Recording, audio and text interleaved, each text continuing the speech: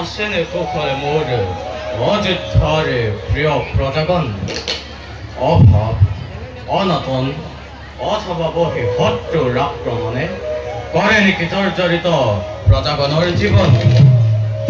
কক মন্ত্ৰীবৰ কক সকলোতে নকৰি পলম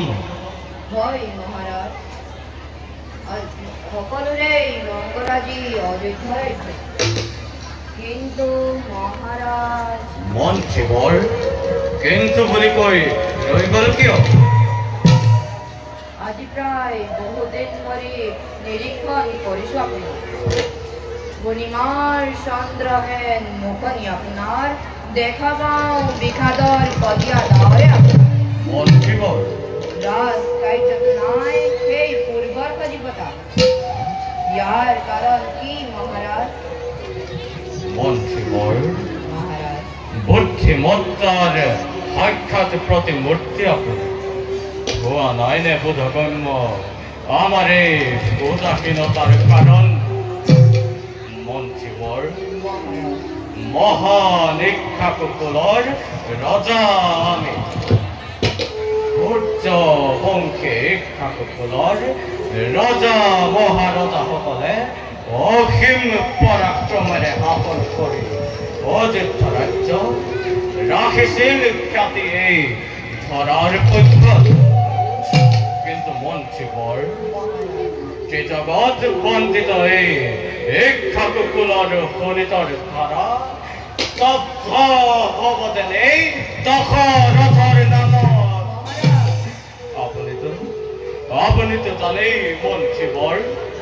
অদ্য পৰিমিত অপুত্ৰক মই লাহে লাহে লাহে লাহে যৌৱনেও মাগিছে মেলানি সন্তান নহ'লে এই মহান বংশ ৰক্ষ হ'ব কেনেকৈ কোনে কোনে দিব জলপিণ্ড দান কোনে কৰিব এই বিশাল অযোধ্যা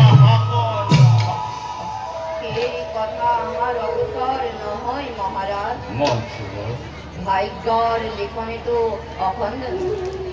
তথাপিতো অন্তৰাত্মাই কয় নিশ্চয় নিশ্চয় পুত্ৰ মোক আপুনি দেখিব এদিন কিন্তু সেই দিনটো কেতিয়াকৈ আহিব মন্ত্ৰীবৰ এইবোৰ ভাবি ভাবি মই কেতিয়াবা বৰ অস্থিৰ হৈ পৰোঁ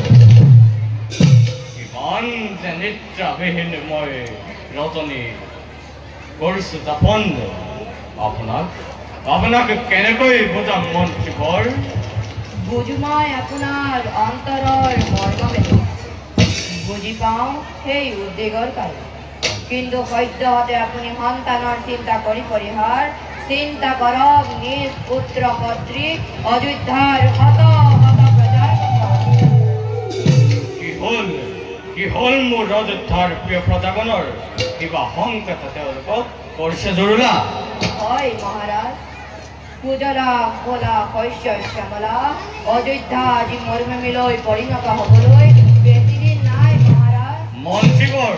পঞ্চবৰ্গীয় অনাবৃষ্টিৰ ফলত অযোধ্যাৰ বিশেষকৈ দক্ষিণ প্ৰান্তত আজি প্ৰজাগণে অন্নৰ অভাৱত পৰি এই ৰাজ্য ত্যাগ কৰিবলৈ কৰিছে আৰম্ভ মন্ত্ৰীবৰ ইয়াৰ কিবা এটা ব্যৱস্থা কৰক মহাৰাজ কে কলে মন্ত্ৰীবৰ দক্ষিণ অযোধ্যাত আজি এনেকুৱা অৱস্থা প্ৰণাম দেৱৰ্ষি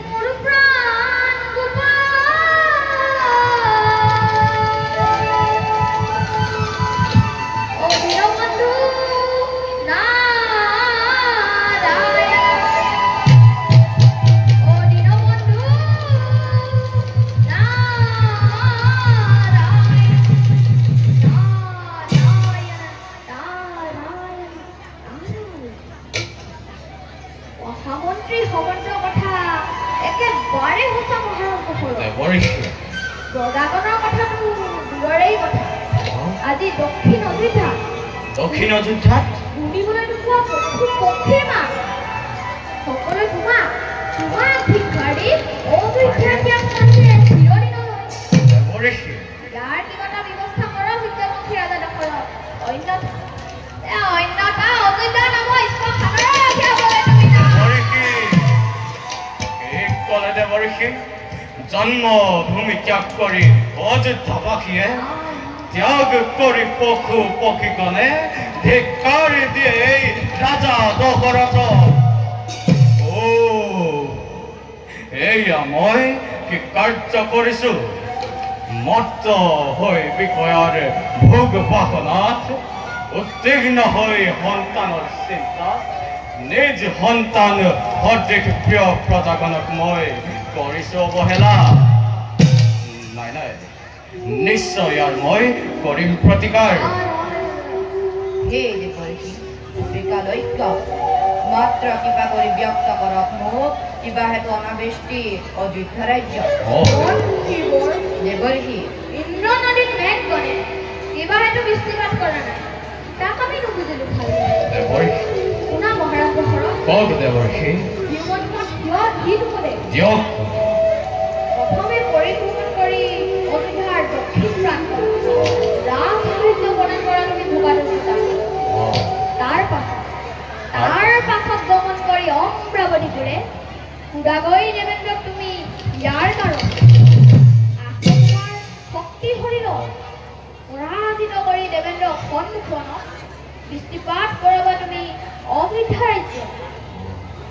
উত্তম দেৱৰ্ষি আপোনাৰ বাক্য শিৰোগত কৰি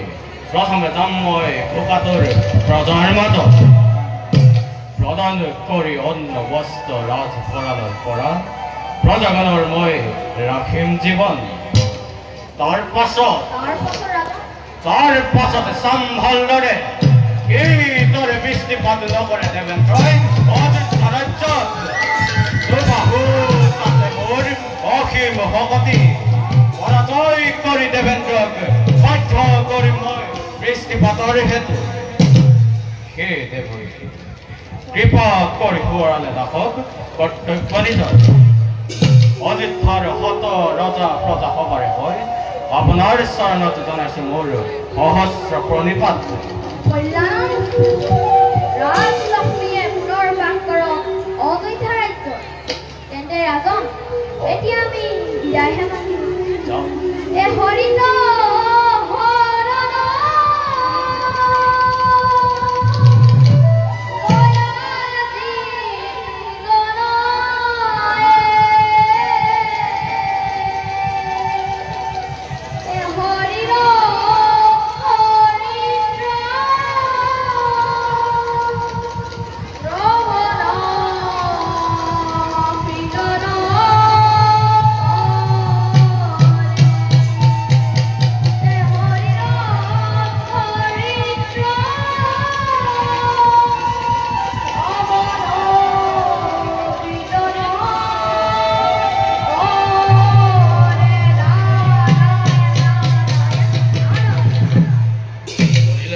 মন্ত্ৰীবৰে দেৱৰ্ষিৰ বচন বলক যাওঁ আমি অযোধ্যাৰ দক্ষিণ দিশলৈ বলক মহাৰাজ